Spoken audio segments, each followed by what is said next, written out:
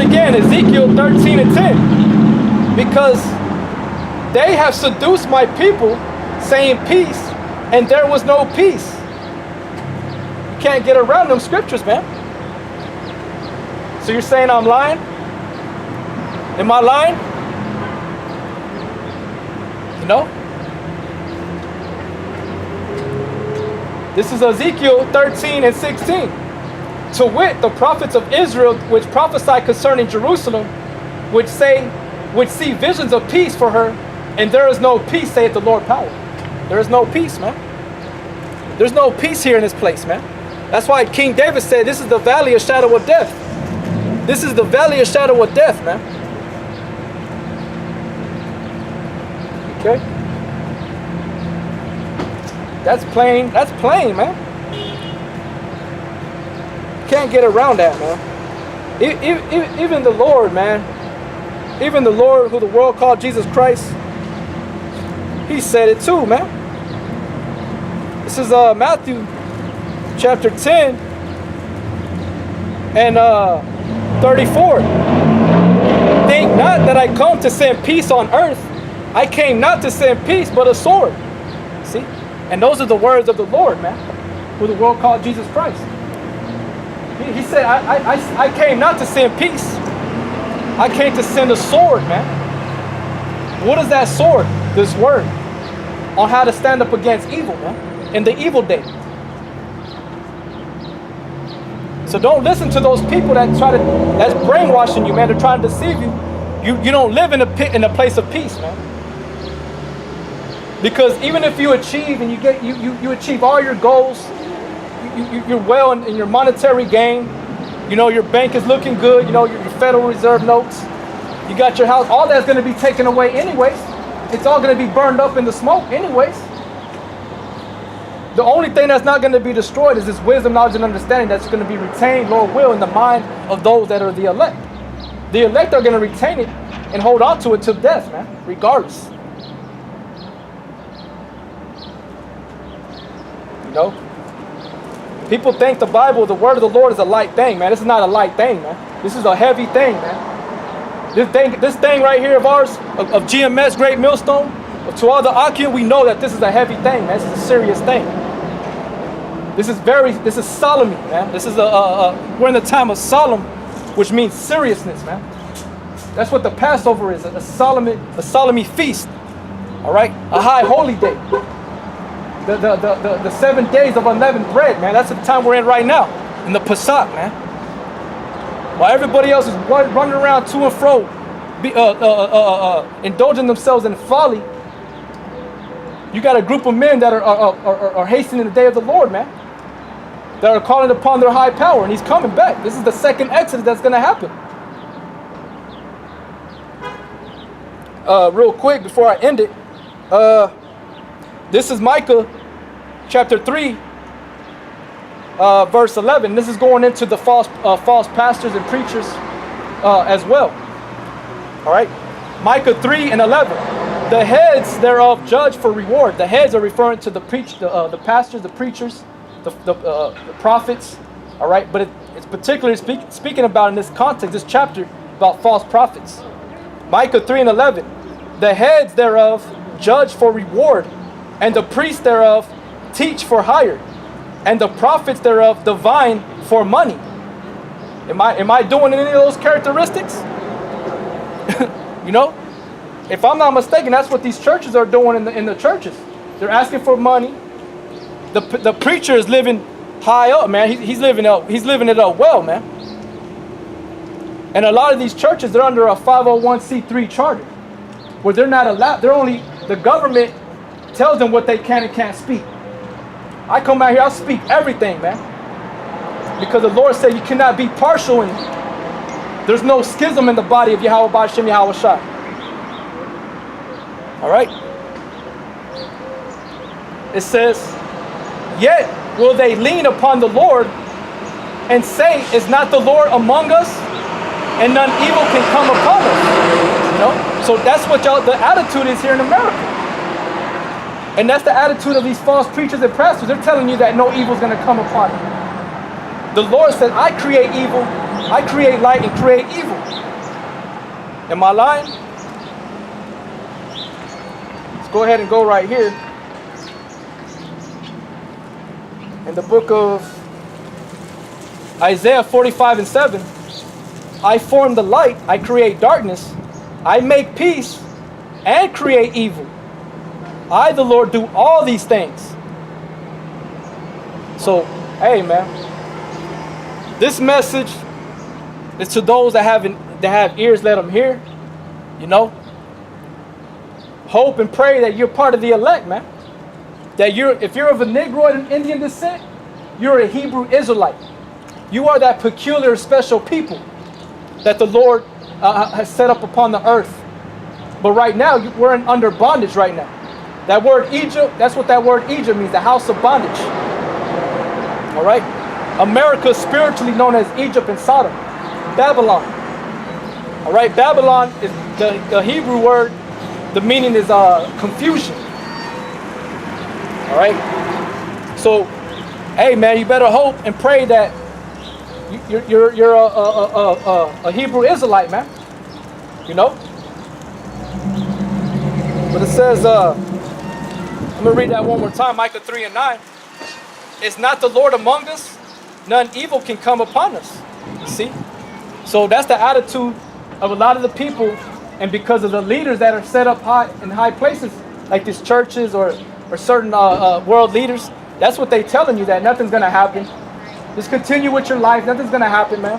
Hi. Everything's going to be all right. Hey, what's going on, man? What's going on?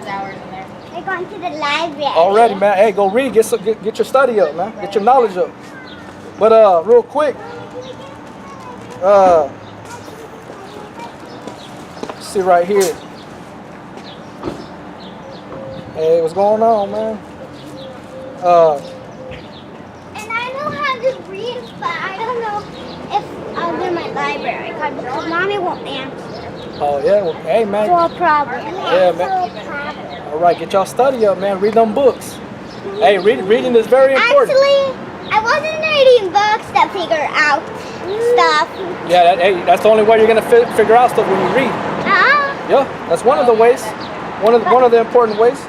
Or the other important way is that you can watch TV and read the words on the bottom. Yeah, it's very important that you read them. Like we have VeggieTales and a Red Box. What's this? Yeah, don't touch it. Don't touch it there. Yep. Is yep. Hey, it's important to read, man. That is not mine. Yes, I love reading. Yeah, hey, like I was telling your little brother, so you gotta read. Me too. Read, man.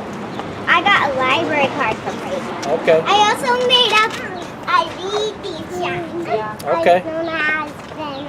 Look, I made my own fan. Yeah, it's cool, man. It's cool. It's cool.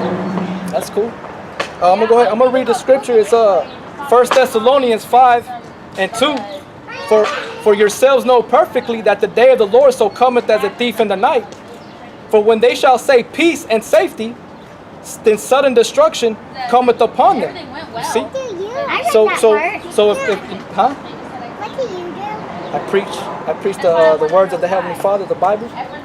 Yeah, he's kind of like a one at church. What's Yeah, this? don't touch the camera, okay? What's this? Don't touch the camera. It's a camera.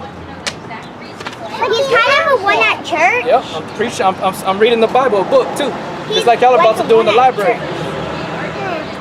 And if you touch it, don't touch it'll shock you. Yeah, don't touch it. Like I was saying, 1 Thessalonians 5:3. For when they shall say peace and safety, then sudden destruction cometh upon them. So there's no peace here, man. You know, there's no peace here. You know, that's why the Lord has these words, these scriptures, this knowledge, which is important to read, man. You know, because if you don't read, you're never gonna know. You're never gonna know anything. I will get your library card. And I know something. I always interrupt while I'm trying to say something. That's good. On Wednesdays, we go to church. Well, only me and Logan. And at my class, I'm in second grade church school. I'm in kindergarten. I read the Bible all the time. Hey, that's good. That's good. I read the Bible all the time. We each have a teammate. Yep. My teammate is my You gotta read them scriptures. You gotta read them scriptures. Man. You know And I'm in kindergarten and first grade. Oh yeah. Yeah, he's in kindergarten in church school, but in first grade real school. Stop it, Emily. Because he's ahead, he's supposed to be in kindergarten, but he's in first grade. He's actually first grade in homeschool, kindergarten, and church school. Isn't that crazy? Yep. Like, mommy. Yeah, because Logan, when he was 2, he did 4K and 3. Logan did 4K and 3K when he was little when he was 2. Yeah. Hey, that's good, man. You know what I'm saying? You gotta read. Read them books. That was my mom's side. It's okay. Read them books. Let's get inside. It's just a little hook. Don't leave it alone. Don't move it. Hey, y'all take care, man. Yeah, read them books. Get that knowledge. This is Isaiah. See you later. This is Isaiah 34:16. Seek ye out of the book of the Lord and read. You know, and it's beautiful. That was a spirit, because these little kids, you know, they came up talking about reading, going to the library. They're excited. You know, that's how, man. That's how the Negro Latinos and Native Americans need to be, man. More likely, they were probably Hebrew Israelites. You know. But even the Lord is telling us that we have to seek out of the book of the Lord and read. Then you're gonna know what's going on. You're not gonna be ignorant. You know, you're gonna know what's going on in the world, man. You're gonna know that peace ain't here on the earth. You know what I'm saying? Why, if there was peace, why do you have to lock your door in your house? If there was peace, why do you have to get a security system in your house? If there was peace, why do you have to buy a gat or a strap or a gun? You know, and keep in your house. That's not peace, man. We're living in great, hateful, and evil times, man. And if you can't see that, hey, man, you're blind. Man, you're blind, man. And you're gonna fall into a ditch. Nope. I said I was gonna end it, but hey, man, the Spirit works. You know, even the time of Yahawashi was on, our children came up to him, man. You know, he didn't push away the children. You know. Hey, man, you can learn a lot from children, man. You can learn a lot from the little kids, man, the little children. You know, because the older you get, the more stubborn and rebellious you get, man. You think you act like you're somebody, but you know, a lot of you ain't really nobody, man.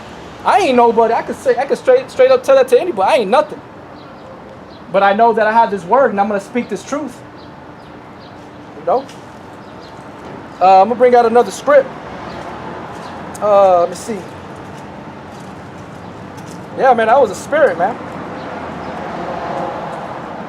Let's see here.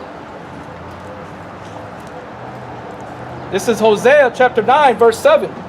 The days of visitation are come. The days of recompense are come. The word recompense means to pay back.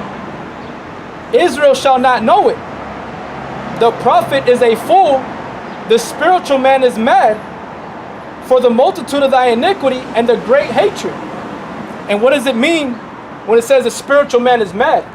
It means that he's vexed. All right? He's vexed. He's pissed off for the abominations that are committed in the earth. And what does it mean that it says a prophet is a fool? What does that mean? It doesn't mean that he's stupid. This is what it means. I'm going to give you the breakdown on what that means. This is 1 Corinthians chapter 4, verse 9. For I think that the Most High has set forth us the apostles last, as it were appointed to death. For we are made a spectacle unto the world, and to angels, and to men. We are fools for Christ's sake. So a prophet is a fool because he comes out here and presents his body a living sacrifice and wears these garments of sackcloth and preaches to his people. And ultimately, what is he going to do? He's going to be put to death, betrayed. You know? It doesn't mean that he's a fool in that sense of being stupid or whatever. He's a fool for Christ's sake, man. Meaning that he don't care about his life. He's going to risk his life for truth's sake, man. And if you had an eye, you would see that. You would know that, man. Going back to Isaiah 34:16. Seek ye out of the book of the Lord and read. No one of these shall fail. None shall want her mate. Meaning that you ain't going to want nothing else but her. You ain't going to want nothing else but her. You ain't going to try to go to another doctrine. You ain't going to be trying to go into, the Muslim doctrine, the Islam, or Buddhist. There's all kinds of doctrines out there, man. You're going to remain with this one, your true love, and that's it. Okay? It says, for my mouth it had commanded, and his spirit it had gathered them. So this is how Yahawashi is going to gather his elect, is by the word of his mouth, by the spirit of the Lord, man. All right? The words of the Heavenly Father, man. Through his son, Yahawashi. All right?